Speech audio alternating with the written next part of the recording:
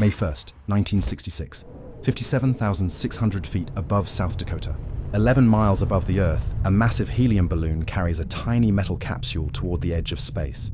Inside that capsule, a gondola barely bigger than a phone booth, sits a man in an orange pressure suit. He's not jumping from a plane.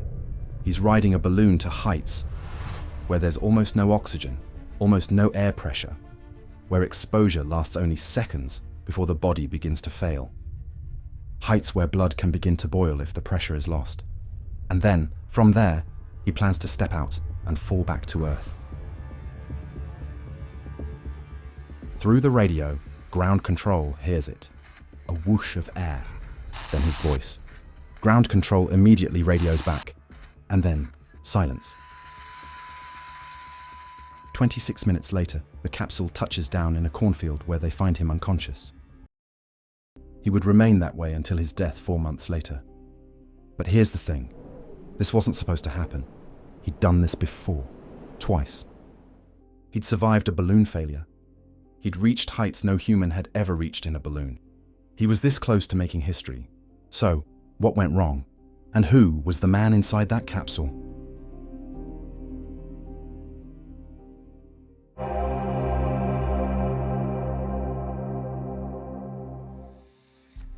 Nick Piantanida.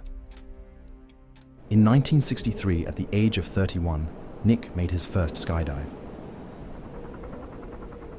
Not long after, someone told him about the record, a Soviet parachutist who had already jumped from more than 83,000 feet. Nick decided he had to beat it. Now, most people would laugh that off, but Nick wasn't most people. He'd tried to find diamonds in the Venezuelan jungle. He'd worked as an exotic pet dealer. Nick ad-libbed his life, a friend would later say. He didn't believe in scripts. He believed in himself. In 1963, he married Janice McDowell. They had 3 daughters, Donna, Diane, and Debbie. To support them, Nick kept his truck driving job, stable income, regular hours. But on weekends, he was planning something else entirely. This was 1963, the height of the space race. The Soviet Union and the United States were locked in a bitter competition to prove who was superior, and a lot of that competition was happening in the skies above us. The Soviets held the high-altitude parachute record, and the Americans wanted it back. But here's the thing. NASA had already moved on. Balloon jumps were no longer the focus. The agency was chasing rockets, orbit, and the moon. So Nick thought, if they won't do it, I will. At first, he told only Janice and his best friend about the plan. He was afraid, he later wrote in his jump log, of sounding like some kind of a nut. But Nick wasn't crazy. He was meticulous, obsessive even. He kept his truck driving job because it freed up his weekends. Time to train, to plan, to scheme. Within an insanely short period, just 2 years, Nick had somehow convinced the David Clark Company, a contractor on NASA's Gemini missions, to supply and modify a full-pressure suit for him. He enlisted the help of a US senator. He marshaled a small army of engineers. He founded a civilian organization to handle funding and logistics. As one author would later put it, Nick had created the closest thing to a civilian space program the world had ever seen. All on a truck driver's salary. And by October 1965, Nick was ready for his first attempt.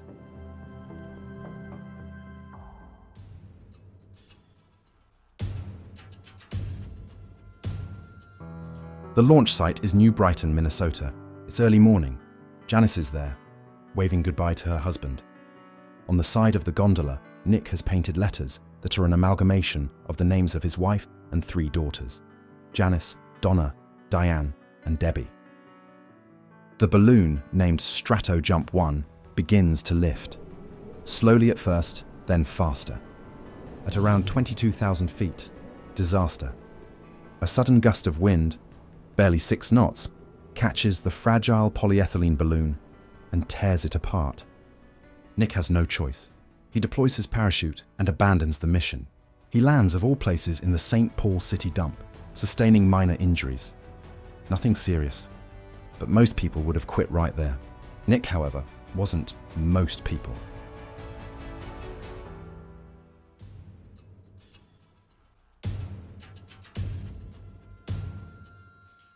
Three and a half months later, Nick is back. New balloon, Strato Jump 2. Better equipment, same dream. This time, the launch is from Sioux Falls, South Dakota. The gondola is the same, still bearing the names of his wife and daughters. Janice is watching again, holding her breath. The ascent goes perfectly, and at approximately 123,500 feet, nearly 23.5 miles above the Earth, Nick Piantanida reaches an unofficial record altitude for a manned balloon flight. He's done it. He's higher than the Soviets, higher than anyone before him. All he has to do now is disconnect his onboard oxygen supply and jump. But there's a problem. The oxygen line is jammed. He can't disconnect it. Nick tries everything.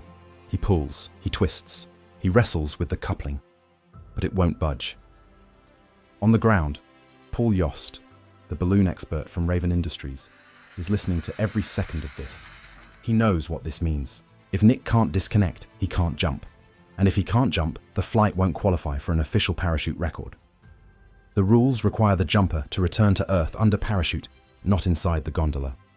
After what must have felt like an eternity, Yost gives the order: cut the gondola loose from the balloon. For the second time, Nick Piantanida returns to Earth without making his jump. The gondola drifts down beneath its parachute. Nick lands safely, still strapped into his seat. He'd reached the altitude, but he couldn't make the jump. He was so close. Over the next few months, Nick became consumed by the project. He analyzed every detail of what had gone wrong. He redesigned the oxygen coupling, adding a simple $1.25 wrench to make disconnection easier. He made dozens of refinements to the gondola, the suit, and the equipment. And then Nick scheduled his third attempt.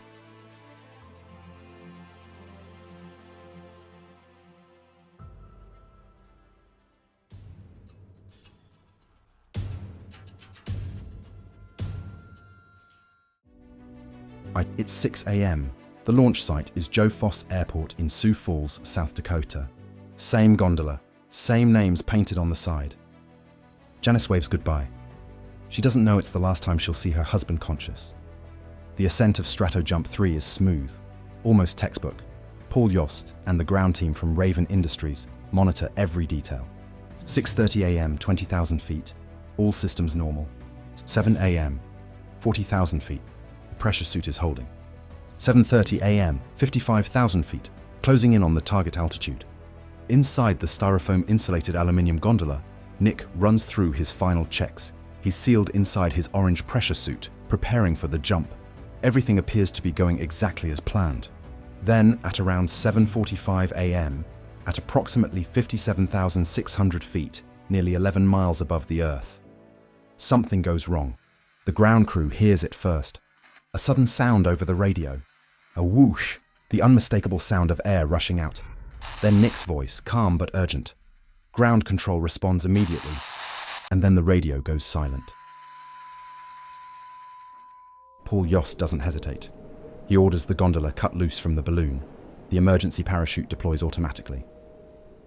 For the next 26 minutes, as the capsule drifts back toward Earth, the ground crew repeatedly tries to raise Nick on the radio. There's no response. The gondola comes down in a cornfield near Worthington, Minnesota, roughly 60 miles from the launch site. A chase plane has followed the descent. The crew reaches the capsule within minutes. When they open the door, they find Nick alive, but unconscious. What caused the emergency isn't immediately clear. Nick is rushed to Worthington Municipal Hospital.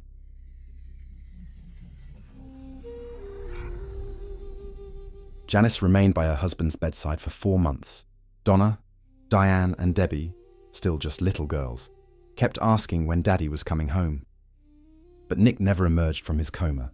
He died on August 29, 1966, at the age of 34. Almost immediately, people wanted to know, what happened up there? Within hours, rumors began to circulate. Equipment failure, a blown faceplate, a pressure suit malfunction, explosive decompression. In the days that followed, investigators examined the equipment, searching for a clear mechanical cause. They didn't find one. The pressure suit showed no obvious defects. The helmet's pressure seal tested intact. No single component could be conclusively blamed. What investigators did note was that the helmet visor, the outer, movable part of the helmet, was not secured when the capsule was opened. The visor itself was damaged. though that damage was consistent with the impact of landing. Taken alongside the final radio transmission, the sound of rushing air, followed by Nick's single word, Visor, some concluded that the emergency may have involved the visor opening during ascent, leading to a rapid loss of pressure. Others have been more cautious, pointing only to a sudden depressurization of the suit without assigning a specific cause. More than half a century later, no definitive answer exists. What is clear is the environment Nick was in. At 57,600 feet, atmospheric pressure is less than 1% of that at sea level. In those conditions, the human body cannot survive without full pressurization. A sudden loss of pressure would have caused oxygen to leave the bloodstream almost instantly. Without oxygen, the brain begins to shut down within seconds. Loss of consciousness would follow almost immediately. At the same time, the extreme drop in pressure would have caused bodily fluids to begin vaporizing, a process known as ebulism, leading to rapid swelling and further disruption of blood flow. Even if pressure were restored moments later, the damage would already have been done. By the time the capsule reached the ground, Nick Piantanida had suffered catastrophic brain injury, the result of hypoxia, pressure loss, and the unforgiving physics of near space. And that, more than any single mechanical explanation, is what ultimately sealed his fate.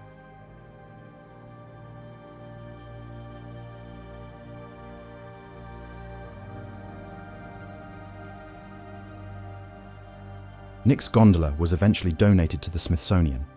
Today, it is held in the collection of the National Air and Space Museum, where it is preserved as part of aviation history. His altitude mark, 123,500 feet, reached during his second attempt, stood for 46 years. In October 2012, Felix Baumgartner finally surpassed it with the Red Bull Stratos jump. 2 years later, Alan Eustace went even higher, 135,890 feet. Both men achieved exactly what Nick Piantanida had set out to do. So where does that leave us? Nick Piantanida wasn't a scientist. He wasn't an astronaut.